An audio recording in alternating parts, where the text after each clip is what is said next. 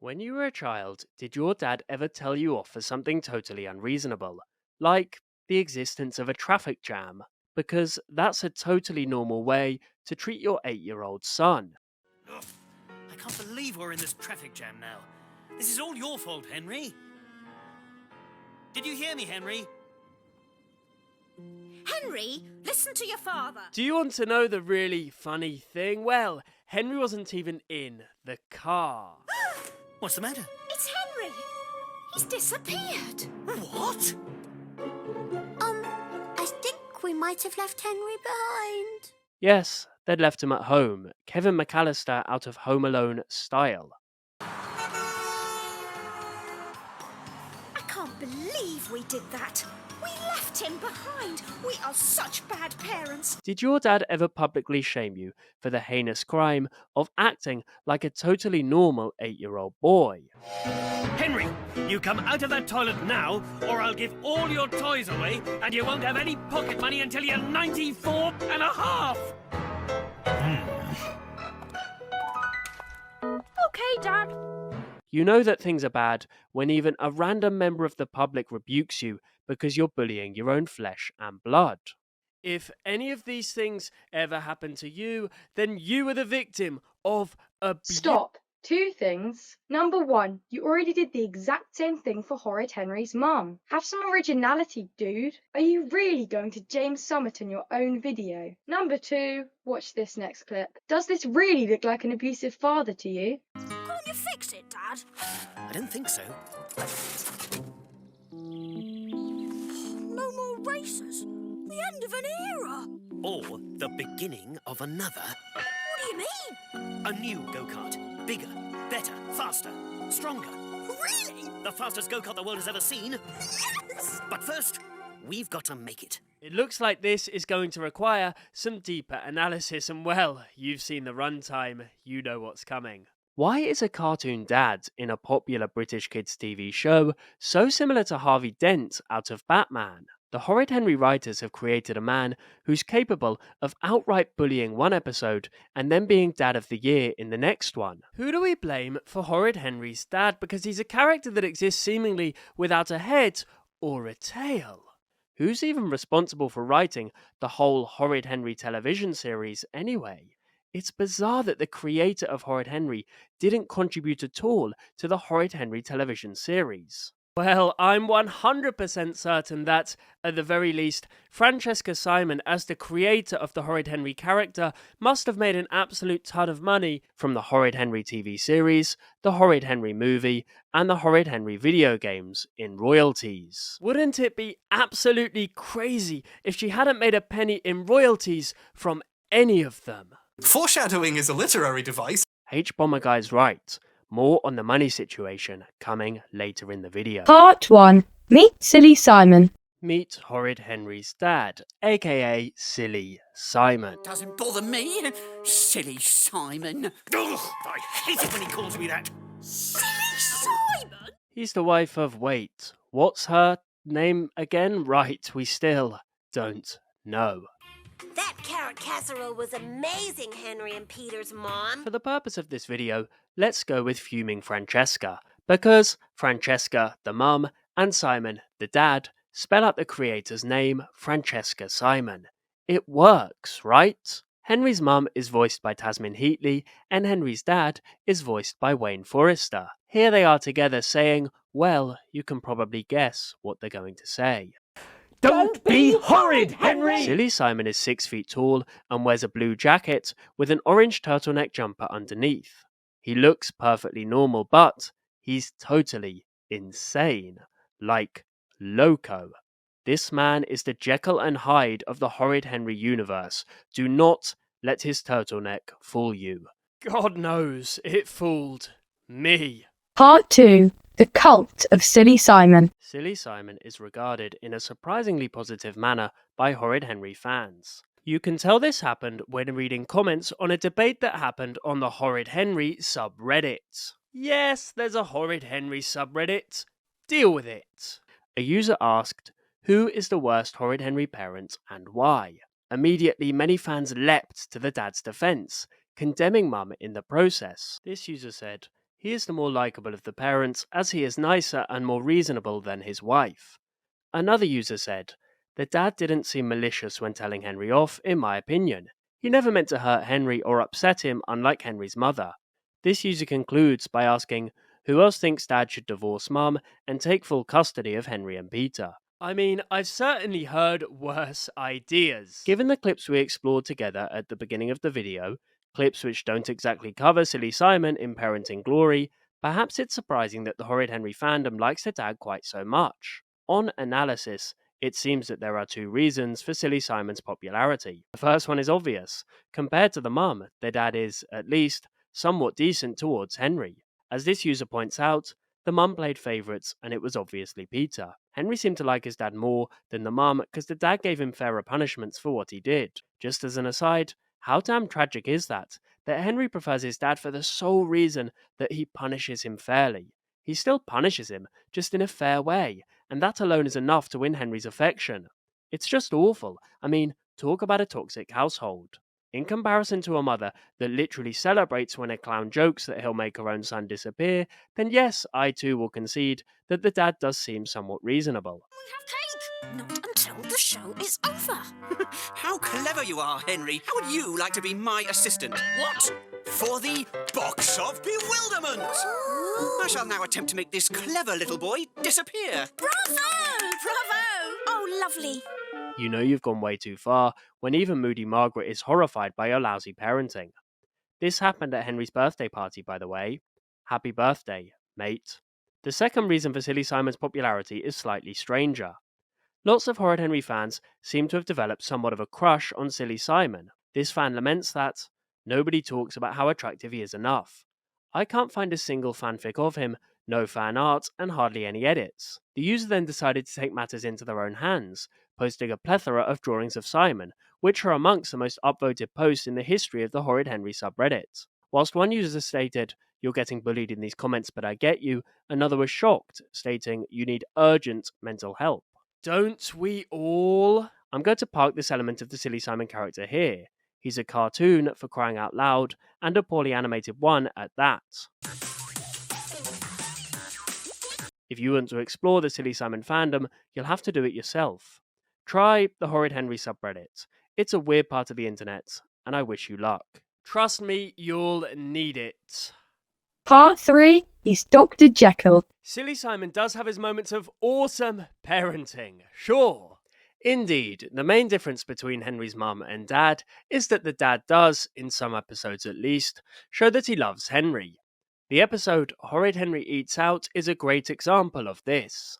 Silly Simon is exasperated. His son will not go out to eat a family dinner at a fancy restaurant, no matter what he says to him. Son, fancy restaurant? No way! Not me!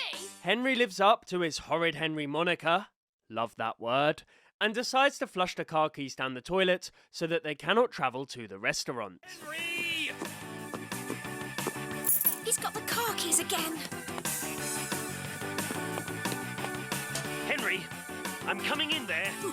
The mum has given up. Her horrid son is being horrid again. What can be done about it? But Silly Simon's reaction surprised me, in a good way. Rather than give up, like fuming Francesca, or physically hurt Henry, like rabid Rebecca would, Henry's dad chooses the carrot rather than the stick. He offers to pay Henry £2 if he not only goes to the restaurant, but also manages to eat every single item of food on his plate. I'm not going! That's that! All right, Henry, here's the deal. You come along, behave yourself, and eat everything on your plate, and I'll give you £2. £2? Just for shoving a few mouthfuls of disgusting food in my mouth. Normally I have to do that for free. Henry readily agrees, naturally pushing the boundary in the process. How about £3? Don't push it, Henry. Okay. The usual chaos and Henry trickery occurs at the restaurant, but Henry's dad does honour his verbal contract, giving Henry his well-deserved £2. But you said I have to finish everything on my plate. Here's your £2, Henry. Now, let's go and find some real food. This is actually good parenting. Silly Simon proves to his son that he will keep his word, building his son's trust in the process. Trustworthiness is a key element of being a good parent, according to parenting.org, which states that being trustworthy fosters strong and lasting relationships. Henry's dad also deserves credit for helping him to build a go-kart. In the episode Horrid Henry and the Go-Kart, Henry's dad truly goes above and beyond to help his son. There are multiple instances of the pair bonding together, and honestly, knowing what Henry goes through with his abusive mum, with his strict teacher, with his insane babysitter, and with his tattletale brother, it is quite touching to see Henry having a good time for once. And supersonic mega blasters! Yeah, supersonic mega blasters. Cool! We need this! I actually think that the contrast between how Henry's dad behaves in this episode compared to how Margaret's dad behaves in this episode says everything. Moody Margaret's dad is largely absent, referred to only when he purchases a brand new go-kart for his daughter. I'm definitely going to win now. Of course you are, my little pumpkin pop. You bought that from a shop! That's cheating! No, it isn't. You're just jealous. My go-kart has its own engine, power steering, electric windows, glove compartment, heated seats. Henry's dad, on the other hand, works tirelessly, even forgoing dinner to spend time with his son and to make sure that he helps his son build the greatest go-kart that he can. Mum says dinner's ready. Tell her we're not coming in till it's finished. Ooh. Margaret may gloat that she has the fancier, more expensive go-kart. But Henry's the real winner. He gets to spend quality time with his old man, which is so important in the life of any young boy. Didn't I won? With a little help from my friends. The winners! Perhaps Henry's dad treats him kindly because Henry reminds Simon of himself. In the episode Horrid Henry and the Silly Siblings, we see the passive-aggressive competition between Silly Simon and his younger brother, Fussy Francis. After you, Francis. Oh no, after you. No, I said after you. I'll go first, shall I? The colour scheme and hairstyles, blonde and curly for Peter and Francis, versus brown and wavy for Henry and Simon, even implies that Simon is the Henry of the relationship. Henry's dad even picked up the nickname Silly Simon from his brother, Fussy Francis. Doesn't bother me. Silly Simon. Perhaps it is these clear parallels between Horrid Henry and Silly Simon that lead to Henry's dad being more sympathetic towards his son. As this user notes, Henry's behaviour reminds him of his younger self. It gives him someone to relate to, since they share the same interests, as well as a similar personality. Part 4, and he's Mr Hyde. Conversely, throughout the seasons, Silly Simon still treats Henry in the same abusive way as Henry's mum. Like this time when Peter is so clearly in the wrong, and yet Henry's dad still somehow manages to twist reality, distort the truth, and find a way to blame his eldest son.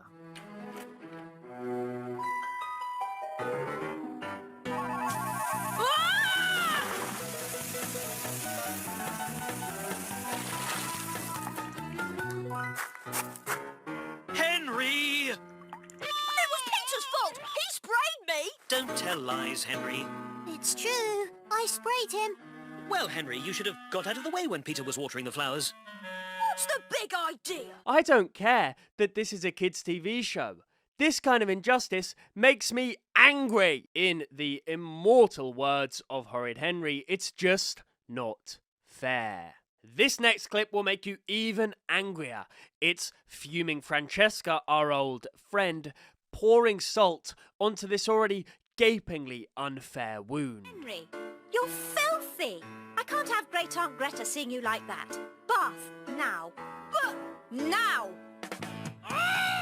The Dark Side of Horrid Henry's Mum, Part 2, coming soon, folks. Hit subscribe to keep an eye out for that, because with the way that Henry's mum treats her eldest son, it really could be a 10-part series. Silly Simon also does not cover himself in glory when he decides to publicly lambast Henry with a wild rant in which he calls Henry stupid. Henry, where are you? I'm locked in, Dad! Really? Let me give it a try. It's no use. It won't open. Why don't you go on without me? You can pick me up on the way back. Don't be so stupid, Henry. Come out of there. And then threatens to never give him pocket money again. We saw this clip at the beginning of the video, but it does require some further analysis. No! Henry, You come out of the toilet now, or I'll give all your toys away, and you won't have any pocket money until you're 94 and a half. It's normal for parents to get angry with their children, but this rant does seem particularly mean-spirited from Henry's father. The reaction from the random member of the public is also quite interesting. In a way, it's sort of like Henry's home life has been put on display, a tiny snippet of it at least, to the general public. They can instantly tell that something is not quite right. Because, in reality, a good dad should never be speaking to their child in such a manner. These isolated incidents are bad, but a Silly Simon defender could argue that parents are human beings too, and all parents will inevitably get angry at their children sometimes. Even with the best will in the world, as a parent, your beloved child will frustrate you on occasions, and you will lash out in ways that you regret. That's called life. These examples alone, a Silly Simon fan will argue, do not make him a bad father. To those people I say, watch what's going to come next. It gets much, much worse. Part 5. He's an enabler.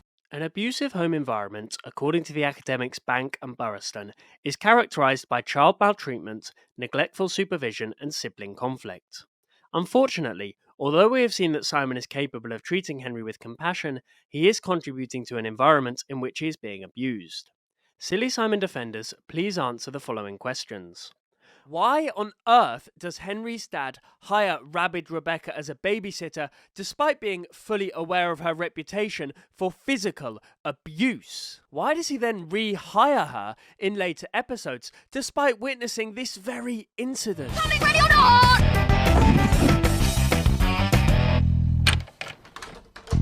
Right, you little worm, I'm going to take you apart limb by limb! Henry? Why does Silly Simon not intervene when his own wife locks Henry into his bedroom and then confiscates every single one of his belongings? What? That's all my stuff! Henry, we've taken all your things away. As this user puts it, the problem with Henry's dad is that he's an enabler. He stays silent when Henry's mum abused him, and that's what makes him a bad parent. Yes, his personal behaviour improved towards Henry, but he still doesn't protect him. Silly Simon has also shown himself to be embarrassed to be Henry's dad. Parent-teacher conferences, or parents' evenings, should be a time of honest reflection, a time of positivity, where the parents of the child come to meet with the child's teacher to discuss progress, achievements, and of course, steps for improvement. Henry's dad doesn't seem to see it that way. He goes along to meet Henry's teachers with the sole intention of pretending that Henry is not actually his child. It's so bizarre. He only wants to talk about Peter. Alors, Henri. Do you mean Peter, Madame Tutu? Non, I mean Henri. I'm actually glad that Henry is not attending the parents-teacher conference to experience this, as this would be incredibly upsetting for a child to witness. I mean Henri. Oh, right, because we're here to talk about... Henri, that's right. Henri le Terrible. Well, usually we call him Horrid, but... Horrid, Terrible, Awful. Who cares? Ha, yes, who cares? We need to talk about Henri. All right then, if you insist. More supportive parents would probably feel the need to defend their child if they were having a character assassination from their teacher, as it probably means that the learning methods of the teacher are not connecting with their child. To put sole blame on the child is not a very professional way to act from the teacher. I believe that Henry's parents, and especially his dad, who, according to Reddit, is meant to be the better parent, they should actually be defending Henry in this scenario. You know, Henry's just a child. He's not the demon his parents would have you believe. Part 6. The impossible expectations of Henry's parents. The ideal behaviour that Silly Simon and Fuming Francesca want both of their children to aspire to is not actually the way that a happy, healthy child should be acting. In the episode Horrid Henry, Horrid Boy, Henry is required by his school to fill out a questionnaire to find out his daily routines. Fearful of Henry's responses, Mum decides to take matters into her own hands and complete the questionnaire on Henry's behalf. That's not suspicious at all, is it? Oh, and I've got this stupid questionnaire to fill in. Questionnaire? What questionnaire? Well, we're having this Observation, Henry. The word is observation. Now go on. And we've got to fill in a questionnaire about all the things we like doing at home. Give it to me, Henry. But they said we've got to fill it in all by ourselves. I said, give it to me, Henry. In the process, Mum sends Henry to bed without any dinner so that she can fraudulently fill in her son's form with false information in peace and quiet. Mum? Never mind, Henry. Go to your room. Can I have my questionnaire back? No, go to your room now, Henry. But what about tea? You can have tea in the morning. Now go. The information that the mum uses in the form says that Henry only eats vegetable sandwiches, loves cross-country running and doesn't eat sweets. Moreover, Henry is a total Luddite. Phew. Did we get away with it? I think so. So, how much TV did you say Henry watched in a week? None, of course. Hours on the computer? None.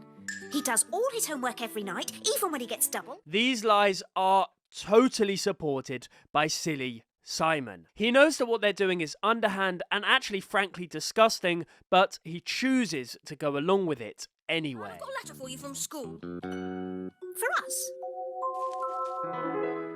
To Henry's mum and dad, we have been observing Henry all week and we are seriously worried about him. Oh no, they found out how horrid he is after all. He doesn't watch TV or play computer games. He only eats strange vegetable sandwiches. He has never eaten a sweet in his life and he does all his homework even when he's given double. But that's good, isn't it? Apparently not. The problem for Henry's parents is that no child behaves in the way that they want Henry to. The teachers at Henry's school realise this. When they see the responses to Henry's survey, the responses which, although untrue, are the type of things that Henry's parents think a boy of his age should be doing, they are horrified. The school write a letter to Henry's parents. They explain that... But that's good, isn't it? Apparently not. All these things are really not normal for a boy of his age, so we would like to recommend that you attend a course to learn how to be better parents straight away. This is why they're sent on a parenting course.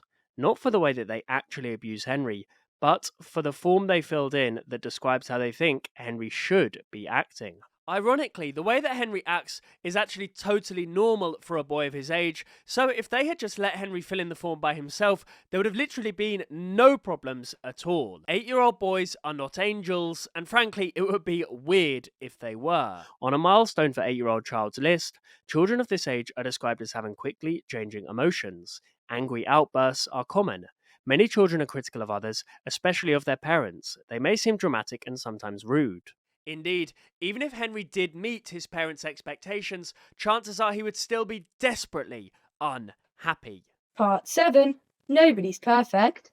Not even Peter. We know that meeting parental expectations does not lead to happiness because of the existence of perfect Peter.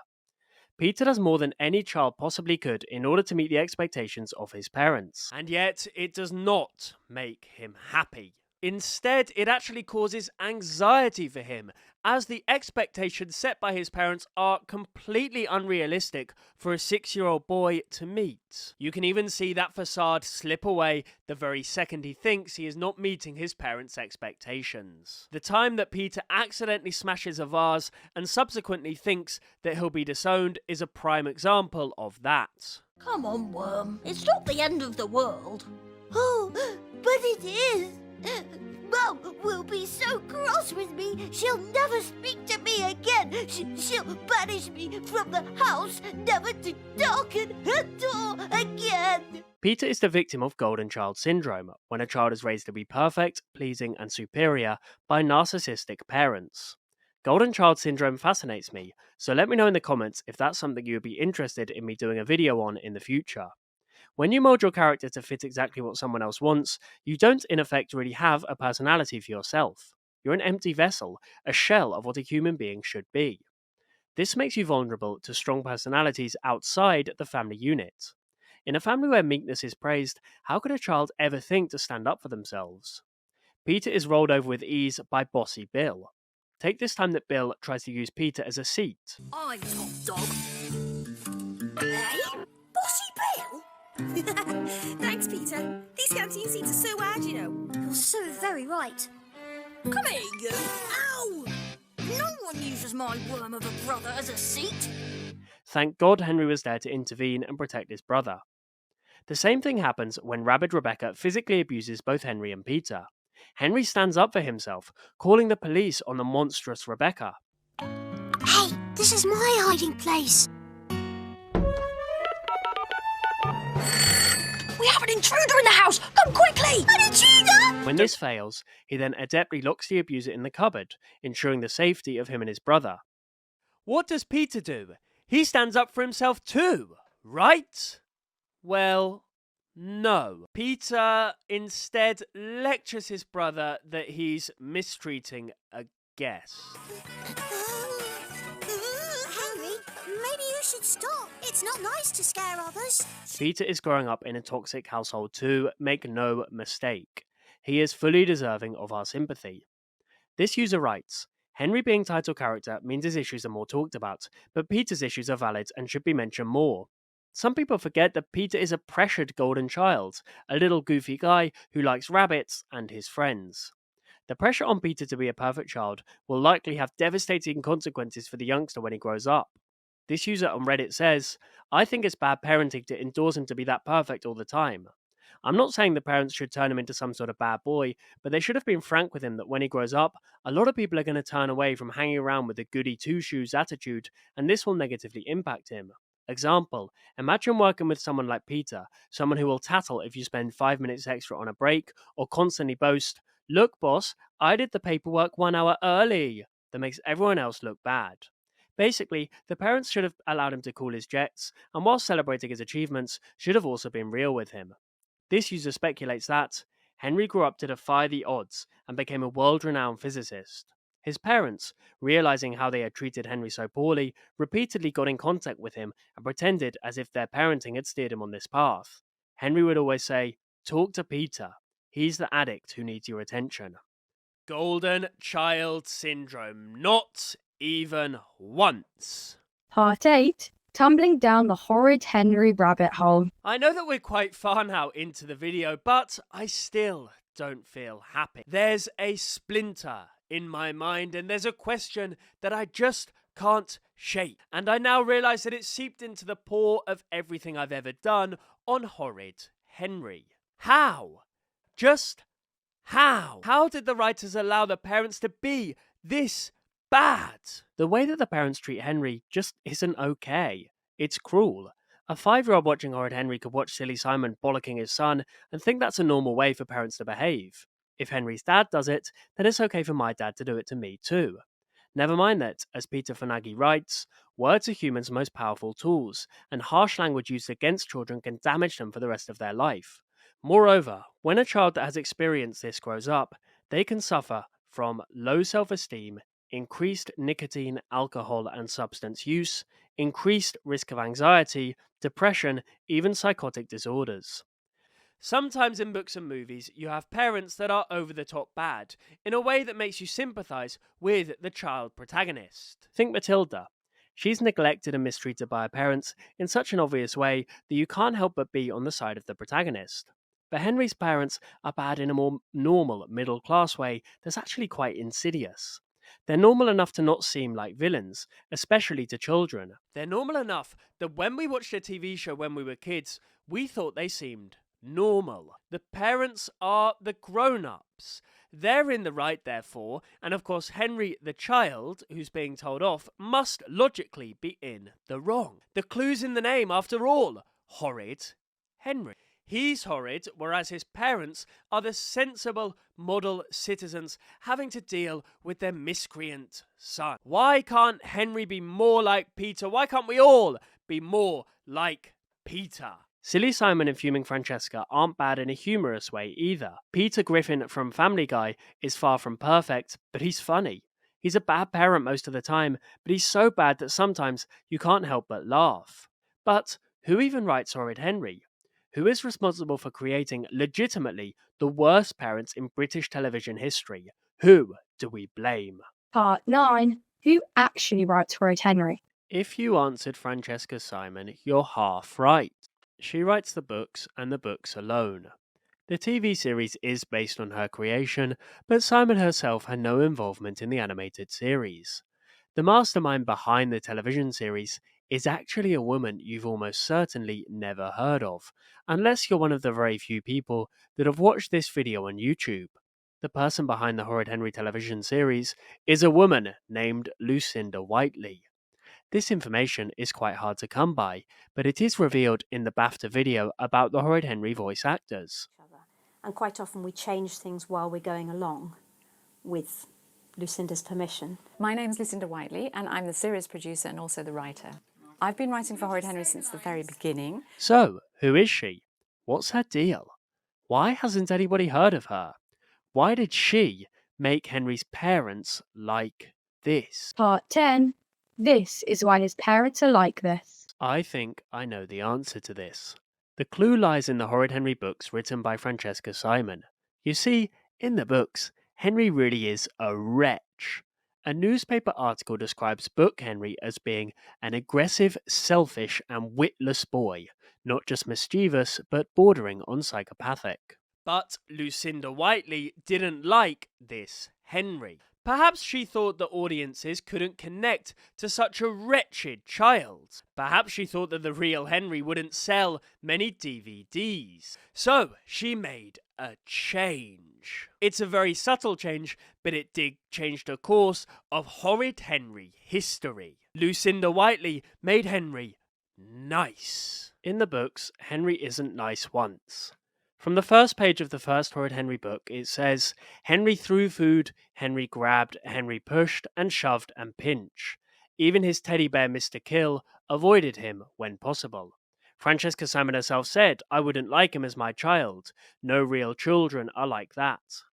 Now the Henry that's in the TV show ain't no angel. He calls his brother Worm. You need less traction and more lift. Get lost, Worm. He attacks his brother. Don't worry, Henry. I'm sure there will be cakes at Aunt Ruby's too.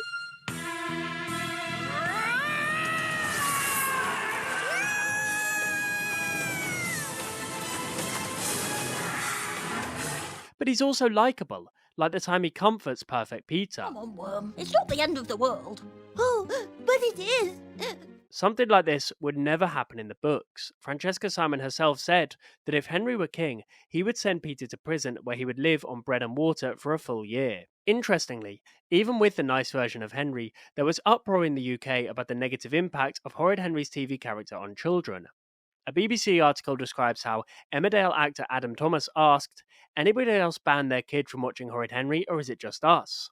Hundreds wrote back, with many admitting that they had switched off the programme due to copycat behaviour or just because they were simply fed up of getting called a worm. Perhaps the focus of the uproar should have been on the normalisation of abusive parents present within the Horrid Henry animated series. Perhaps it's quite telling that the victim, Henry, was the one dogpiled by the media. Because, although Lucinda Whiteley changed the character of Henry, she didn't really change the character of the parents. She definitely didn't make them nicer. Anyway, if anything, she made them crueler than in the original Francesca Simon books. The devastating "You'll never be a rock star Henry" line is a product of the original television show. It's nowhere to be found in the books. Rock stars don't do homework, Henry. Cool. So, I don't have to do homework. Henry, you are not a rock star, and you never will be. So the sooner you get that idea out of your head and get on with your homework, the better. The parents in the books are strict and authoritarian, of course they are. But in a sense, they're at least somewhat justified. Like the time that Henry sells his brother as a slave to Moody Margaret. That deserves a Don't Be Horrid Henry at the very least. In the TV show, the parents will tell him off for something as trivial as Henry saying, good morning. Morning, Henry. Morning. Don't be horrid, Henry. In the translation from book to TV series, the show became distorted, dark and twisted. Moreover, the animated series is littered with errors. There are countless entries detailing animation mistakes spotted by fans. Yes! Margaret is our guest. If she wants to snoop, then it's my duty to make it easier for her. This, I'm afraid to say, is not indicative of a showrunner particularly interested in producing good quality television. Get it out, get it done seems to have been the mantra for Lucinda Whiteley, showing none of the care that Francesca Simon put into the original books. Just as Horrid Henry's dad has two faces, so does the Horrid Henry franchise. You have on the one hand Francesca Simon, the visionary creator whose vision brought joy to millions, versus on the other hand Lucinda Whiteley, the pretender who subverted Simon's beloved character and turned it into a nightmare. Part 11. What does Francesca Simon think of the TV series? For Francesca Simon, I can imagine that seeing your baby, your creation, being distorted in this way must actually be quite a traumatic experience. Horrid Henry is a character that she'd been crafting and honing for many years. To have it ripped from your hands and turned into something sinister and, in many cases, just poor quality can't be very nice. Indeed, we actually know for a fact that Francesca Simon is not a fan of the television series. When the spin-offs, the TV series and film adaptation, are mentioned in an interview, Francesca Simon is described as visibly shuddering. She explained that, "I'm more interested in books and the adaptations weren't faithful to the books. I'm not happy about it, but there is nothing that I could do." Even more traumatic for Francesca Simon must be the financial situation surrounding the television series. Despite the fact that the series has been broadcast in 44 countries, selling 1.5 million DVDs, Francesca Simon has not made a penny in royalties, nor for the computer games, the merchandising, or the movie. Nothing.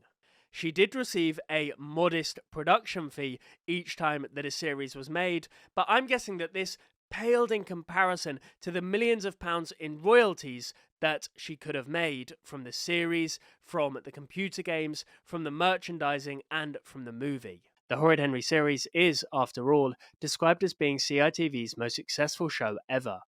The Horrid Henry movie, written by Lucinda Whiteley by the way, was awful, but it did take $10 million at the box office. How did the creator of the actual Horrid Henry character not end up earning a penny in royalties from the television show or the movie? I mean, George Lucas got paid for Star Wars, didn't he? Surely the creator should be the one making the cash because, if not them, then who? Sadly, it is not particularly unusual for creators to not receive adequate payments for their work. The designer of the Daleks, a man called Raymond Cusick, was paid just £100, and they're a world-famous TV villain that are still used today. By the way, after tax, that amounted to £80, 10 shillings, and a sixpence for Mr. Cusick.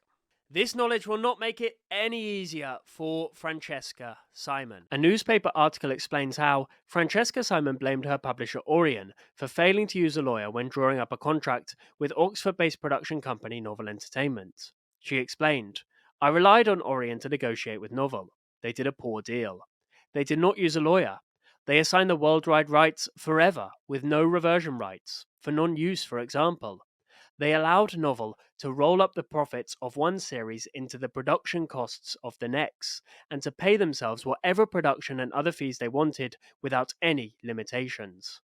Francesca Simon was to receive royalties from Novel Entertainment only if the Horrid Henry series made a profit, but according to Novel's accounting, bizarrely, Horrid Henry is still in loss. In an interview with Francesca Simon, in which she lists things that she wished she'd known before she became an author, number 9 was her most specific and her most painful. Subsidiary rights are valuable. Don't give them away. Tragically, she elaborates that not understanding their proper value was the worst mistake I ever made. Part 12. It's just a cartoon, yes, but it still matters. Horrid Henry is an animated cartoon TV show aimed primarily at children. And me, I guess. Why on earth does it still matter? Why have I made this video? Simple. The normalization of abuse. That's why. Perhaps showing episodes of the Horrid Henry TV series each day to children has been doing more damage to their young minds than we originally thought. Take as an example how some people react when they see clips of Henry's parents being abusive. Completely surprised by just how many people react by saying, "Oh, my mum did that to me and I turned out okay. What's the issue?" Or, "It's no big deal. Get over it." This is what the normalization of abuse does. It makes horrible situations feel normal and everyday to the point where you don't actually realize how unacceptable it is that you're being treated in that way. And then you're surprised when other people who haven't grown up in such a toxic environment call it out for what it is: abuse.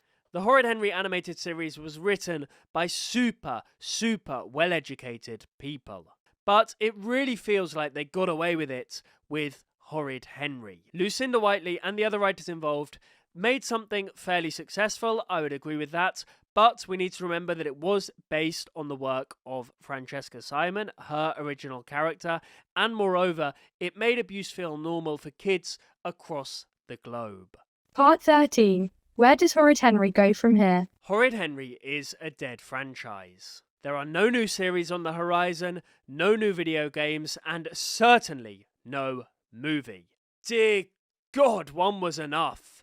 Given the love that fans have for the character and the dedication of the fan base, perhaps this may come as a surprise to people. To quote a certain politician, how can we make Horrid Henry great again? I'm living in a fantasy world here, but wouldn't it be great if they rebooted Horrid Henry? Animated or live action, I don't mind. Main thing is, get Francesca Simon involved. Showrunner. At the least, writer, and at the very least, consultant. Because, and we must remember this, without Francesca Simon, there would be no Horrid Henry. A Horrid Henry show done properly would be huge. Trust me, there's so much demand for it. This is a show with such an active fan base, and there hasn't even been any new episodes of Horrid Henry for 5 years. The potential is truly limitless. Let's honour the legacy of this amazing character that we all cherish from our childhoods, whilst also giving the writer and the creator of this character the lead showrunning role that she so richly deserves. Will it happen? Well, it's highly unlikely, but a man can dream, eh? Thank you so much for watching my video today. If you made it this far, you're hardcore. You better well subscribe at this point. Cheers, I'll see you soon. Bye.